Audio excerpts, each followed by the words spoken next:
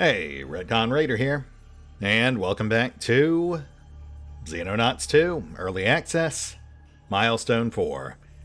As today, we've got our latest batch of loot liquidated, we've got our first batch of Gauss sniper rifles going, and hey, bonus analysis project, which I should note is our final analysis project, since Eternals aren't in the game just yet.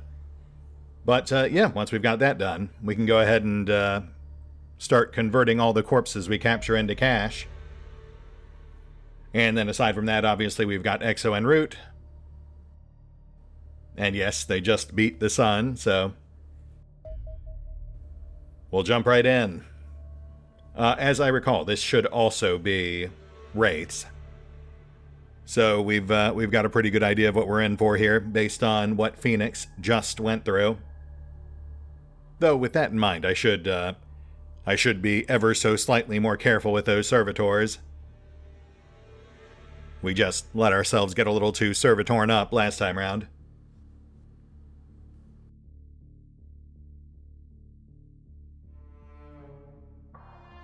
To those who are about to die, etc., etc.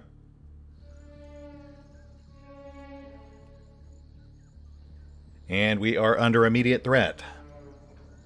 2 Wraith soldiers, it looks like. Or Wraith Elite, perhaps. Let's lock them down before we risk provoking.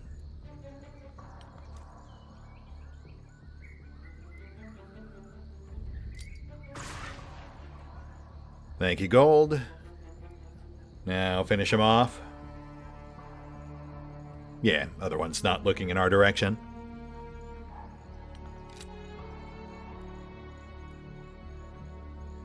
We've got some pretty big blind spots on right. We'll need to give those a peek.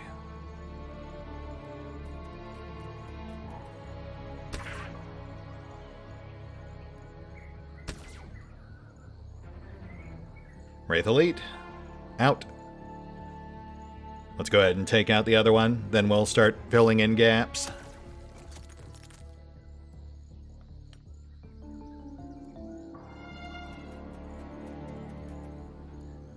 Oop. Hi there. Andron on right.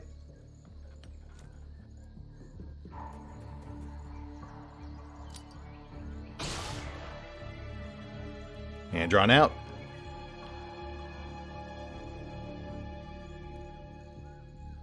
Clear cloak.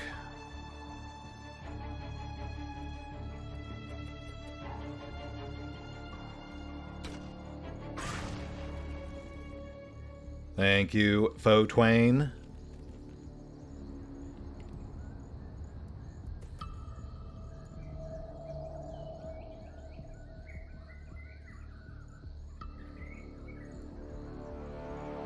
And go for cap.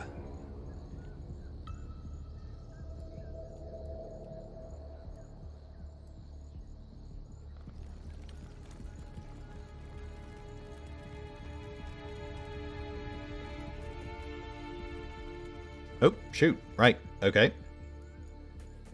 Slight misread on the action preview there, but sure.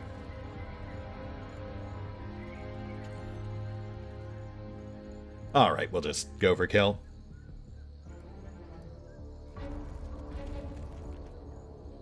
It was a coin toss on Carpete anyway.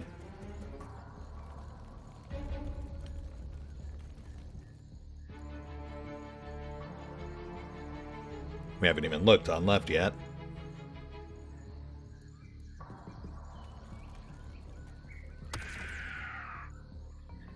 Target out. And check left. Looks clear. Let's check corner. Okay, okay.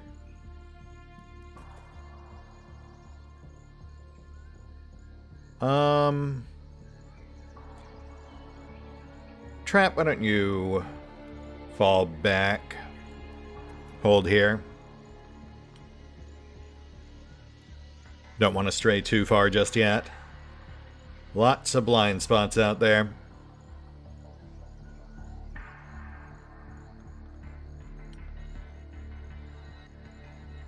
Prep for incoming.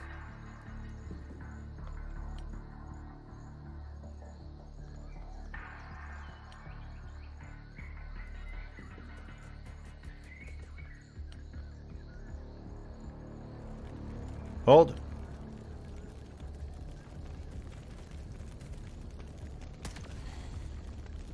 Okay, we've got one over here. Armed friendly.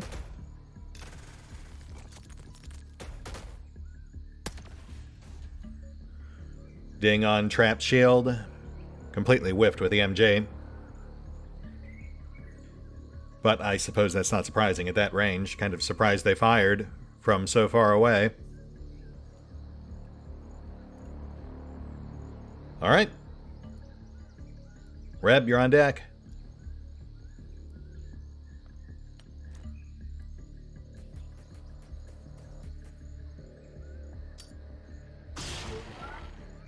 And drawn out. Check corner.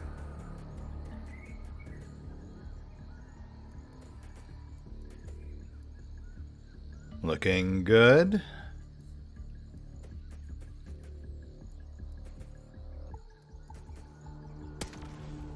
There we go. Wraith pinged. Shield dinged. Let's see if we've got an angle here. Oh, yeah, that's... Yeah, I think we can squeeze something in there. Rather go for cap than kill if possible, but let's see.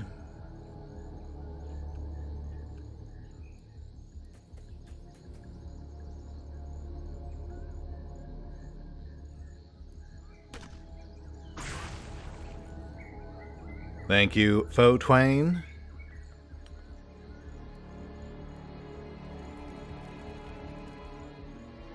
And yeah, we'll just go for the kill.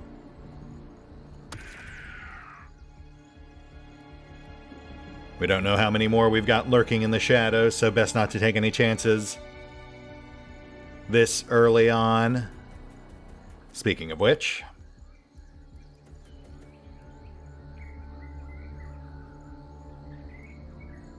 Oh. And Andron in sight. Let's get impulsive.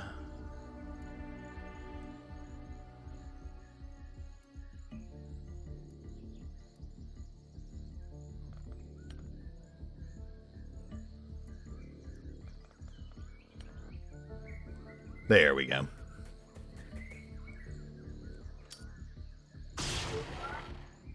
Target out. Fill in some more gaps. Okay. Looking pretty decent.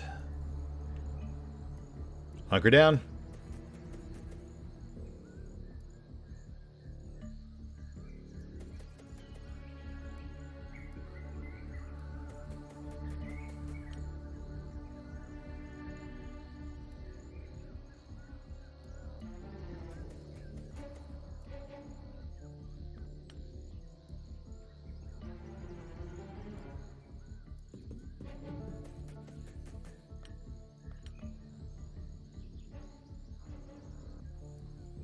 Right side seems pretty secure, so we're not going to worry about that too much.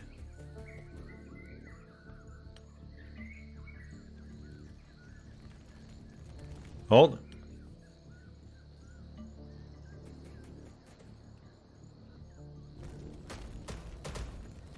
And drawn.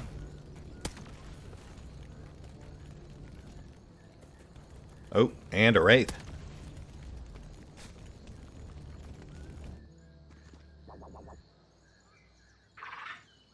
Wraith in ruins, also implied servitor. Focus down left. I think these two are close enough we can... Yes, perfect.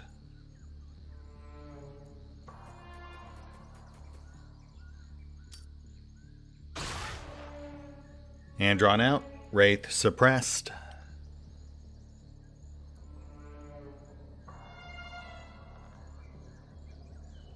Oh yeah, shield's getting pretty low. But let's keep tossing everything we've got at him.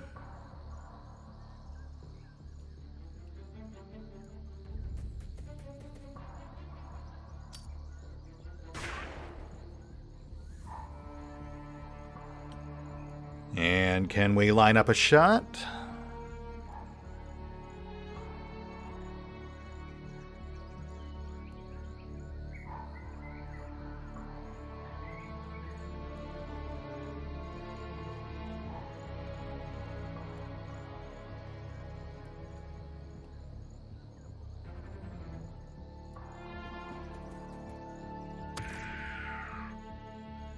That will do.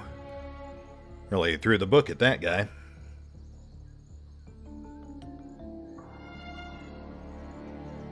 Not sure about this one, though. He's pretty well tucked in there.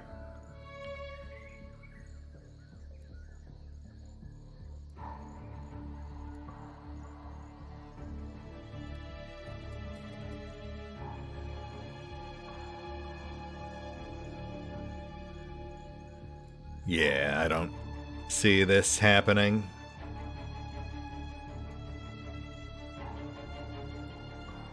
Trip moving up. Just need to be wary of the friends and foliage.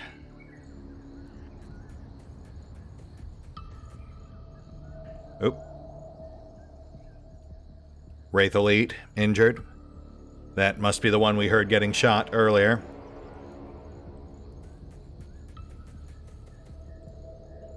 We'll set up behind this foliage here.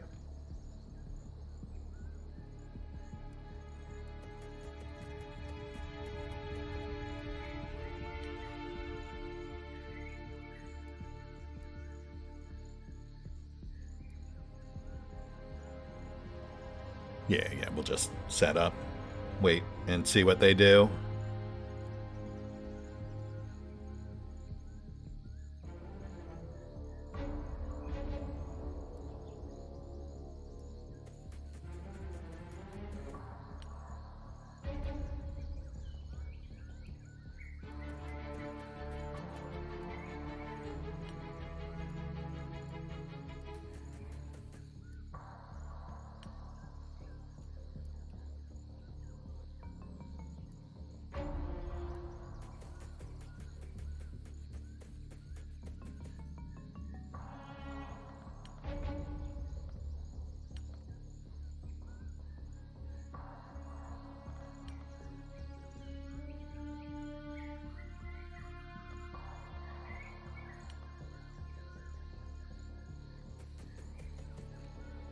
Yeah, good luck with that.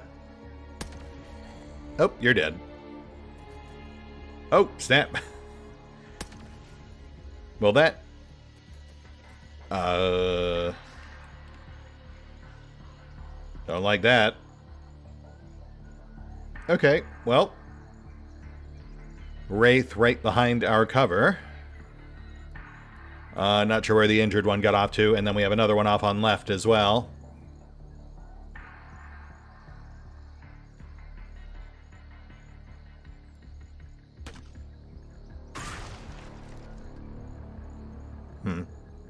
Not gonna lie, I was really kind of hoping that would take the whole cluster out. But I guess that works. Wraith Elite out. And injured in sight.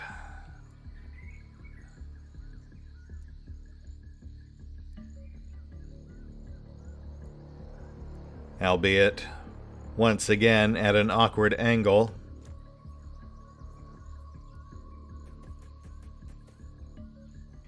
Really, dude? Come on, man. That's the second time now the preview has told us he had enough AP for something, only to end up 1 point shy.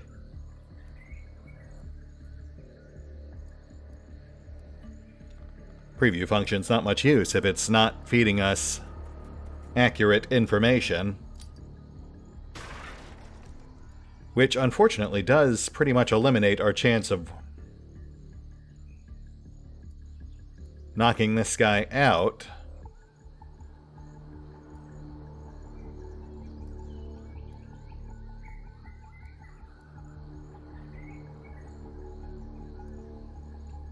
Crud. I mean, decent hit. I was just really hoping for a suppress. Should have gone frag, that would have killed him.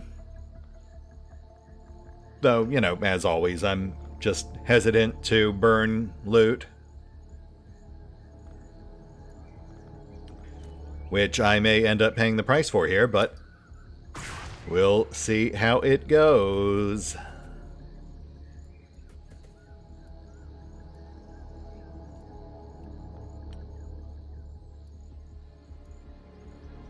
Alright, let's clear this guy. This should be much simpler.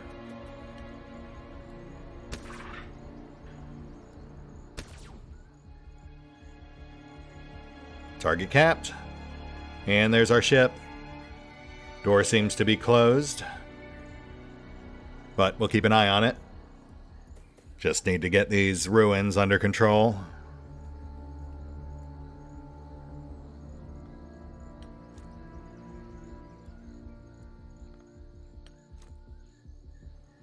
Which, unfortunately,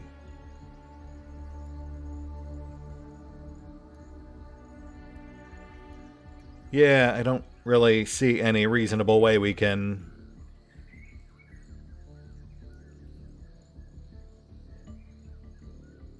knock this guy out. We'll just hunker and hope for the best.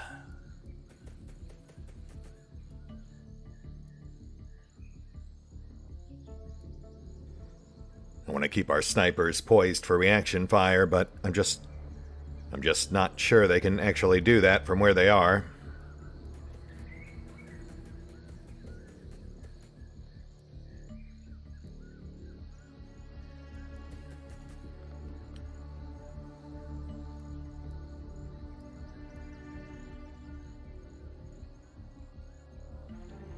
Well, fingers crossed.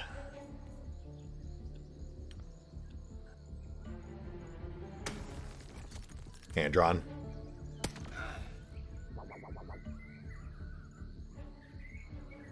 Okay. You know what? I'll take it. Moderate tag on Frost, but he's still at 2/3, so still in fighting shape. Wraith Officer out. Only now we have an Andron on approach. And also possibly a Servitor? We did hear the warble.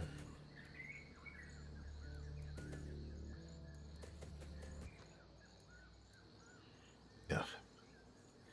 Those ruins are kind of a mess.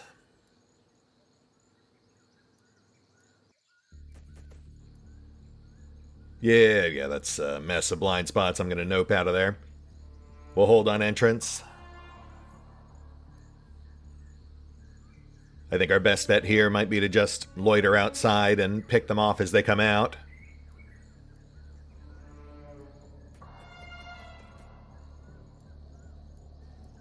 We'll also split off about half our guys to start pushing left. Seize the ship. Put the enemies on a timer.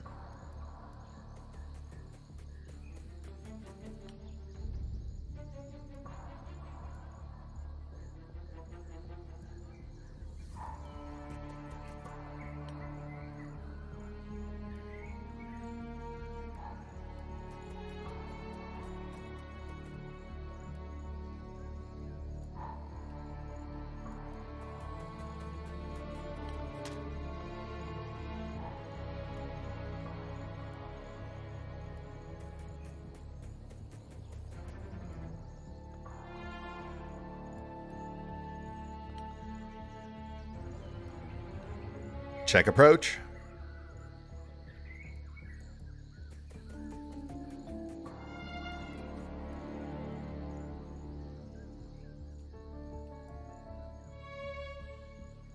Approach clear. And door does indeed appear to be closed.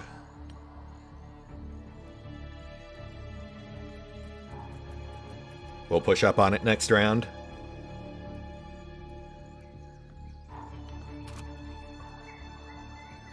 We have a lot of open ground, so they'll have to overextend to get there. I just want to make sure we've got guns covering.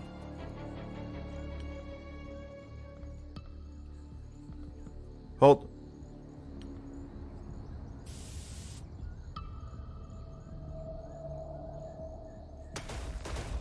Andron. Oh.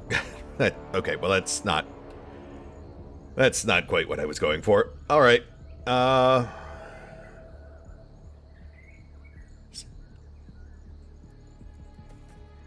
Sorry about your priceless ruins.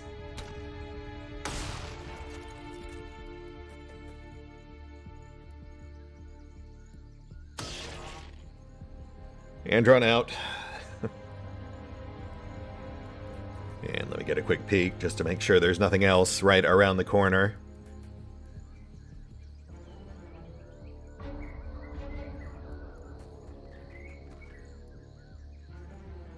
Yeah, that's fine. Carpetti's freaking out. We're going to hold on entrance, keep him covered, but we are definitely noping out of the ruins next round.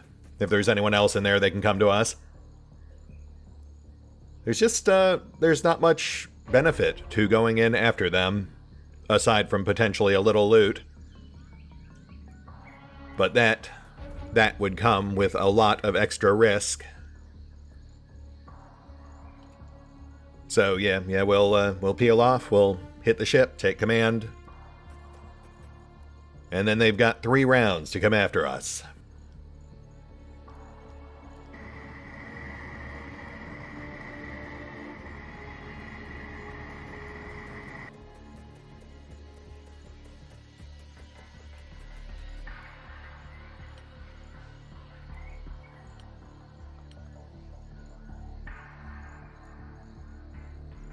Moving up.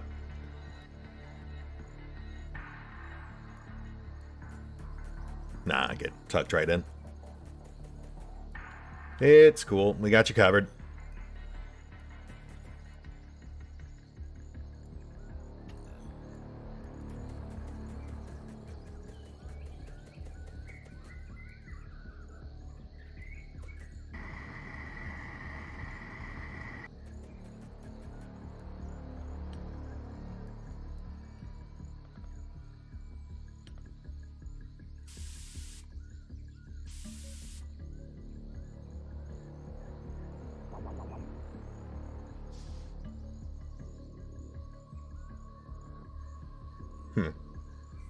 Honestly, hard to tell if that warble came from the ruins or the ship, since we also definitely heard the hydraulic hiss of a UFO door. But regardless, yes, time to go. Sorry about your ruins, but I'm sure we can rebuild them. We have the technology. Actually, would that be Aztecs? I forget exactly where we touched down. I think Aztecs are more Mexico than Central Latin America. Though I will admit, it's been quite a while since I last bothered reading up on them. Most of what I know came from the olden days when I was still actively running the occasional Call of Cthulhu campaign. And then more recently, when I was doing the research for the Phoenix Point videos, and then also, to a much lesser degree, the Mesa Verde video for Fallout Van Buren, though that was more Southern Pueblan. That was Colorado, not Mexico or Latin America. Man, Phoenix Point. I did so much research for that. That lore lead-in, and, like, so much of it ended up falling by the wayside. That was such a tragedy. You know, it was really what hooked me on that game, the body horror aesthetic, and the intricate lore crafted by Jonas Kairatses and Alan Stroud. And, like, the vast majority of it didn't even make it into the final game, which I mean, in their defense, that's just how it goes sometimes.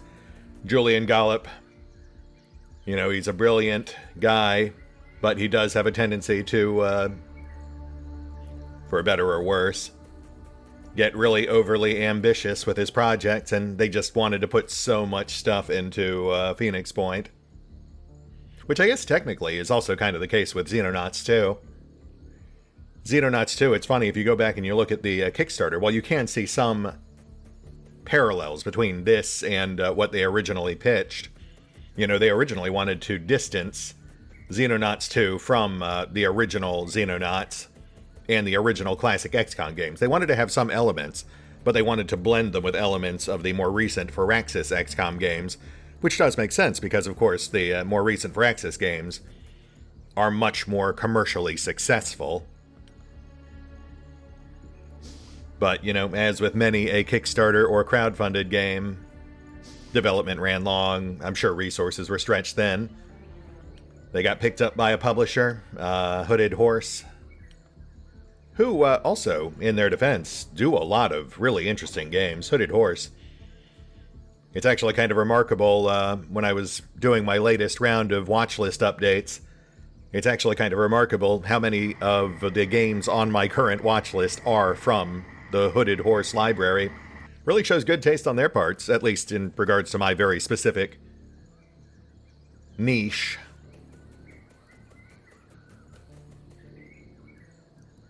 Sorry, I'm just sort of stream of conscious rambling while we do the boring part of making our approach.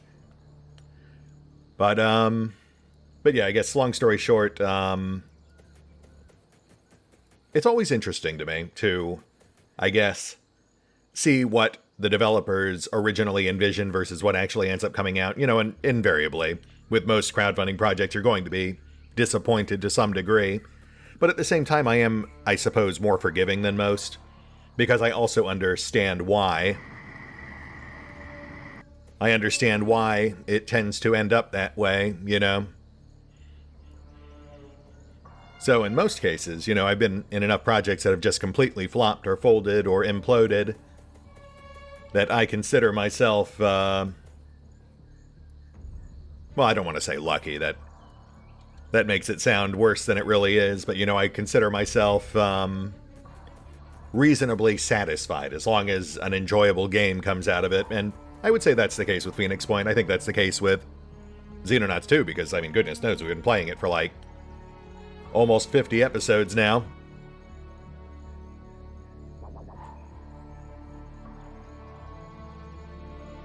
You know, same with Wasteland 3, my goodness. You know, I backed Wasteland 3, and that game, as originally proposed, was almost completely different than what we actually got.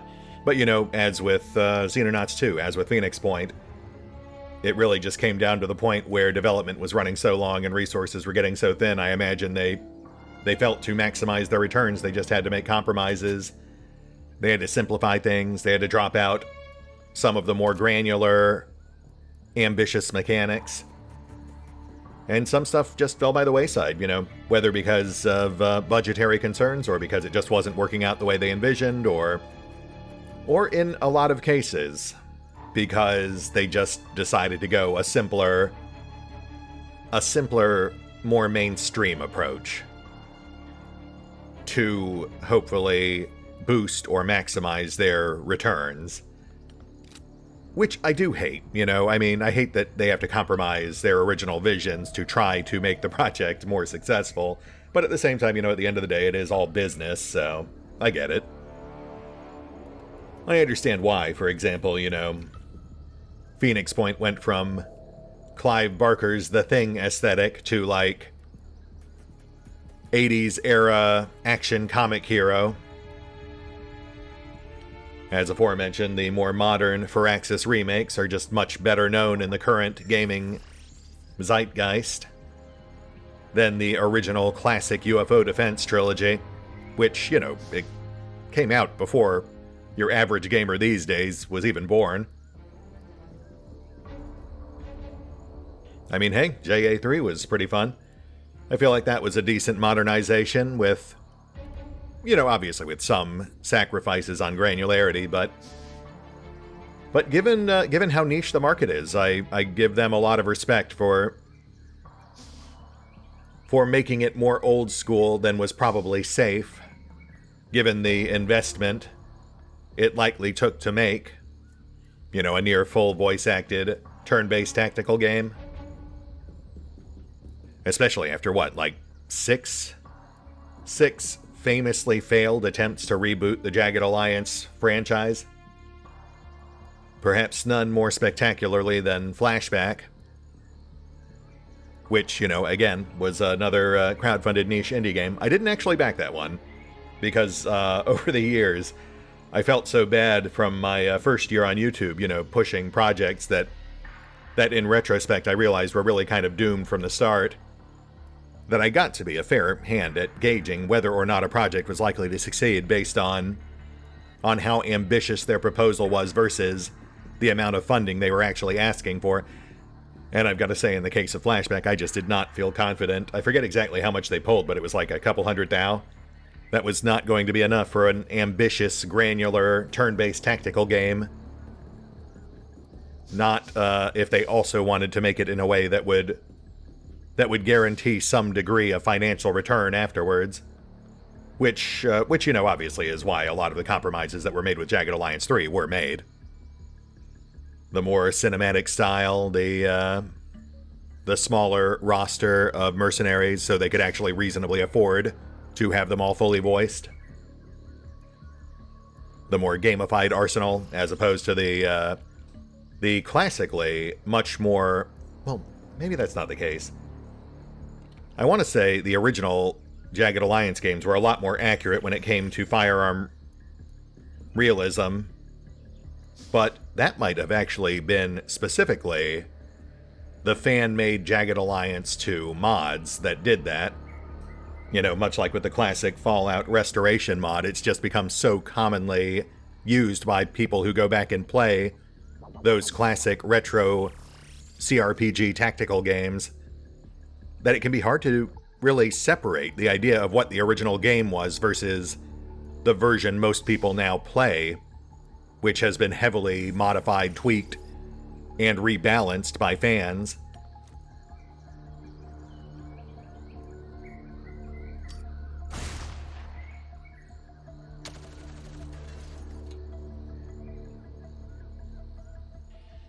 Yeah, sorry, I'm not really sure where I was going with all that. I was just kind of brain drifting to fill the empty space, but I suppose if I had to put a pin on all of that rambling, I would say the ultimate point is, as always, I understand this is a niche market, and thus I temper my expectations based on the harsh realities of the gaming market, especially these days. And doubly so when it comes to these crowd-funded indie projects for niche genres. I think for what it is, Xenonauts 2 is really enjoyable. I mean, it could certainly be better. I would have been curious to see what it was originally supposed to be versus how it has turned out. But I mean, I could say the same about a lot of games. Phoenix Point, Wasteland 3, Wasteland 2 for that matter. I dropped, I think, $1,000 on that game back at the height of the crowdfunding craze, before people had really been hit by crowdfunding fatigue. And, even back then, it's not like with millions of dollars raised, the games turned out the way that they were... Not entirely the way they were originally pitched. inXile, I love those guys. I have very much come to expect, though, that the games they put out will not actually be the games as originally pitched. I take what they say with a huge grain of salt, because for whatever reason... Wasteland 3. And again, I guess I'm kind of brain drifting here, but Wasteland 3, my goodness. I enjoyed it. I played through the whole thing, obviously. I beat it twice. Once in my own time, and once specifically for the channel. Which is certainly more than I can say for most games. I just do not have a lot of free time these days. But there is so much of that game from the original pitch and the early dev blogs that they half made and then just kind of dropped. But they cut it out so haphazardly. There's still signs of it all over the actual released version of the game. Unfinished quests, unfinished character interactions, fragments of what could have been buried all over the launch build, like artifacts, like relics showing what could have been. And that fascinates me. I mean, just to put it into perspective, I made that video about cut content in Wasteland 3. That is maybe half of what I actually have. I only talked about the really prominent, well-known things in that particular video. The locations we had early concept art for, the ones they very specifically talked about in elaborate dev blogs, like the whole hotel area. But that is only like half of what I've actually got. There were a lot of other fragments and unfinished bits and pieces that I didn't have enough that I felt were worth showcasing at the time, but I have since dug up more on, or received more on. It's just hard to say if it's really worth doing, another video. I'm not sure people even care enough about Wasteland 3 at this point to justify the time it would take. But that is basically what I've come to expect from In Exile. They're not bad developers, but they definitely seem to suffer from a significant degree of creative drift during development on projects, which can be a bit of an issue when it comes to crowdfunded games, especially high-profile crowdfunded games, because when you promise people things in the pitch, they expect that to be what they get when the game comes out the other side. And, in crowdfunding, just realistically, even for the big AAAs now, that's just not how it works. I get it. And I guess that's ultimately my point. I was happy with Wasteland 3. I would have liked to see what it was originally going to be. I'm happy with Xenonauts 2. I would have liked to see what it was originally pitched to be. Likewise with Phoenix Point. I mean, heck, even Wrath of the Righteous. That's probably one of the most successful crowdfunding projects that I've really covered to any significant degree. And even there were things that kind of fell by the wayside for the sake of scaling back their initial over-ambitious plans.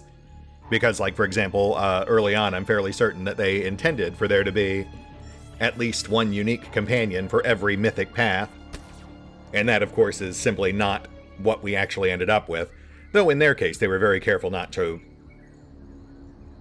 showcase that as something that was going to be in the game. During the crowdfunding phase or the development phase, it's stuff that people just kind of dug up later. Or Baldur's Gate 3. I mean, I don't think that one was crowdfunded, but Baldur's Gate 3, as ambitious as it was, very, very clearly had various things that were cut or changed or significantly scaled back to the game's ultimate detriment during various stages of release. Like, we lost our Werewolf Bard companion. We lost the whole original storyline as planned with Daisy the Brain Parasite, the one they actually wrote, the main theme of the game about. And plenty of other stuff too, I'm sure. But, it's just the nature of game development, I suppose. It's such an expensive and time-consuming endeavor to make a really good game, especially for these niches. I've just become very forgiving of it as long as I get something that's still enjoyable.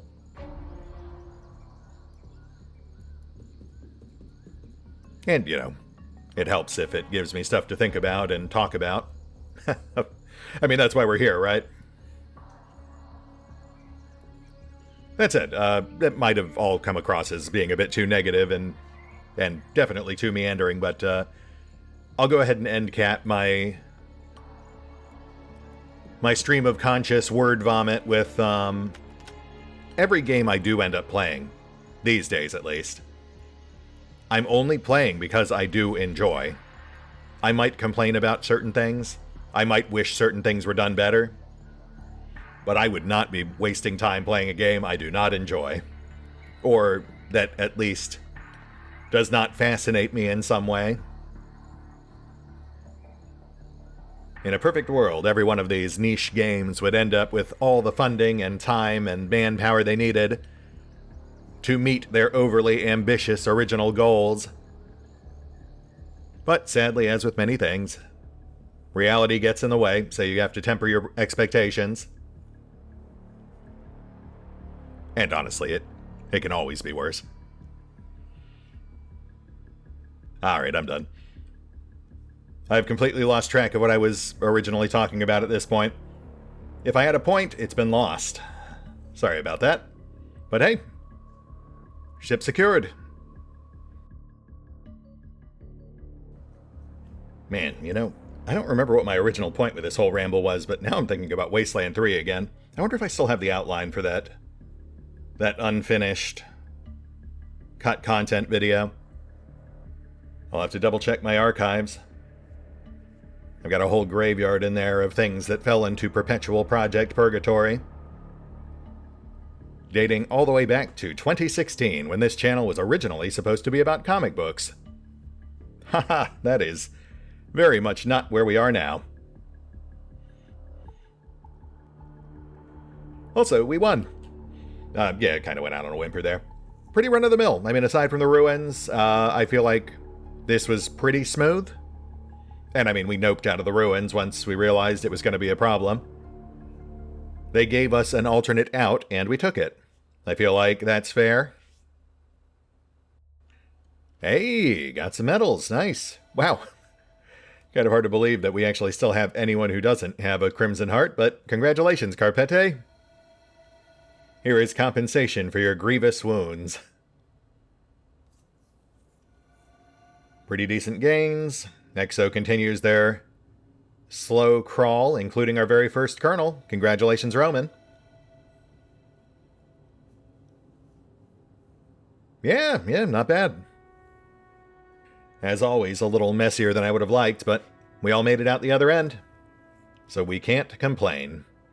Would have been nice to get more captures, but I guess that's a natural side effect of half the Wraith crew being combat bots.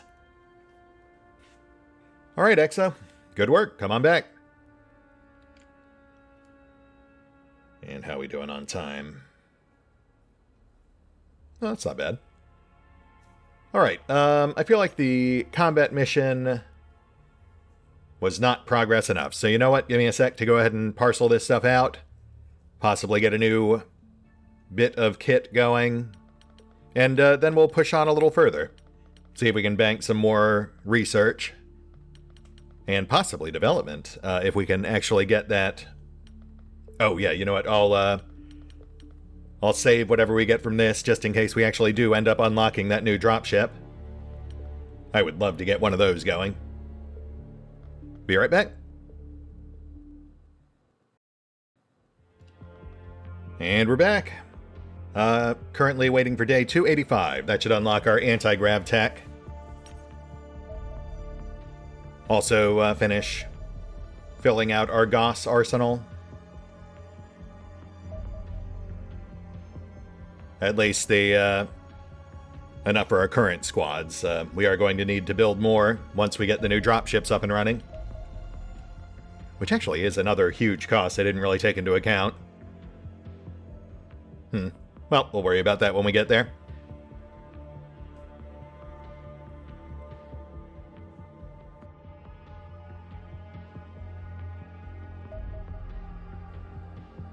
All analysis projects complete. All corpses can now be cashed in.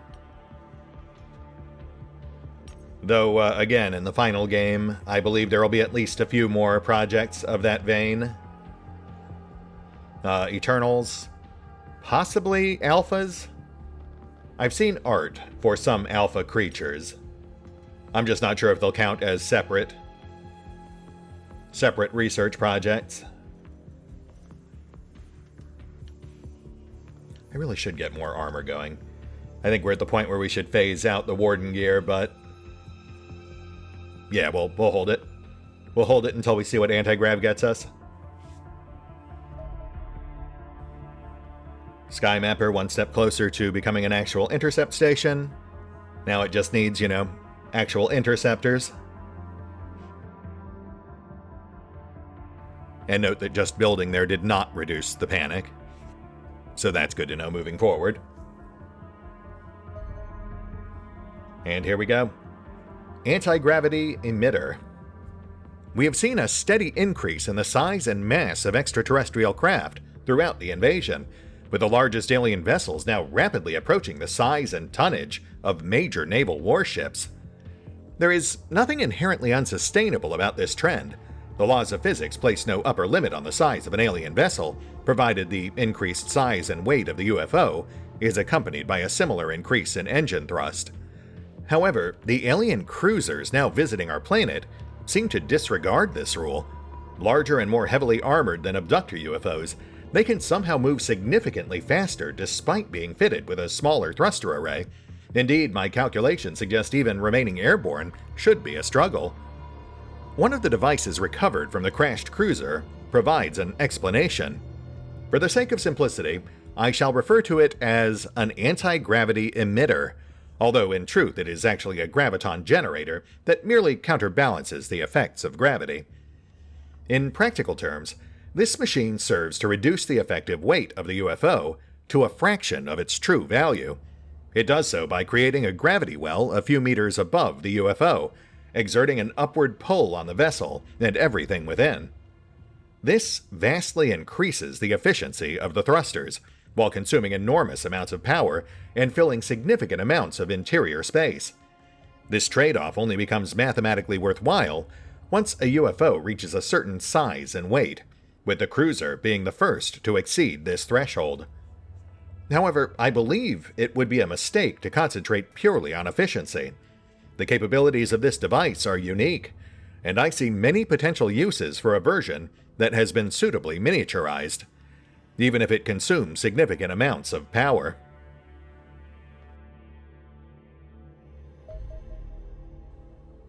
Oh, which immediately unlocks the Ares support platform, though we never did get around to building the Mars. Also, I notice it still says Mars on the side.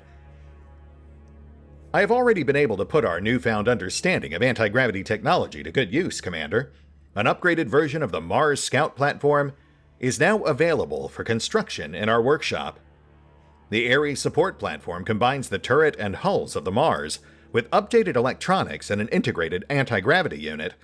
This permits the vehicle to cover the battlefield more quickly and move as though it were equipped with a jetpack. Counterintuitively, the Ares is also rather better protected than the Mars. The delicate anti-gravity emitters have no moving parts, so they can be encased in thicker armor than is possible to apply to Caterpillar tracks. Furthermore, the improved electronics also reflect advances in target detection and gyroscopic stabilization made since the start of the war. The networked thruster arrays are now capable of keeping the Ares perfectly steady, even when firing powerful weapons, making it noticeably more accurate than its predecessor. We have also been careful to ensure none of the existing strengths of the Mars have been lost in the transition. The vehicle still possesses headlights and sufficient bulk to demolish terrain by crashing straight through it. Very cool. Might have to actually build some this time. Oh, for goodness sake. Okay, right. And I guess what? That's our only unlock from that? Oh, goodness. Alright, fine. So another 10 days to actually unlock the dropships, then another week or so to build it. Really should have seen that coming. Honestly, we would have been better off going for the Gemini interceptors instead. At least those would have been ready in time for the next wave. Funds permitting. You know, I've got to say, it really does feel kind of underwhelming for something as broad and time-intensive to research as anti-gravity to only give us that one thing. That one immediate thing, anyway. I mean, we have a follow-up project, but that's another hefty time investment. Like, I feel like Antigrav should have at least given us side projects to upgrade our buzzard jetpacks or strength harnesses or something. Alright, well, I mean, no, there is zero chance we get those dropships out in time for the next wave, so we'll go for something a bit more instantly gratifying. We'll do fusion explosives. That'll give us a number of useful upgrades for both the air and ground battles, especially since we now we now know we can just sort of one-way trip our angels without any real long-term cost. And you know what? Yeah, I'm going to go ahead and get a couple of those Ares going. It's going to be a while before we get the dropships rolling, so might as well put our current reserves to more practical use. That said, this does feel like a good place to call it. Whilst I would have certainly liked to get some slightly better return on our anti-grav investment, we still got a fair few gear upgrades here. We've got our Gauss rifles, we've got our Gauss sniper rifles, and a couple of Ares. Once we finish cobbling them together, we'll hit the pause button for now. I'll take care of the usual off-screen bookkeeping, reset our squads, get this new gear distributed, and we will pick up here next time. See you then.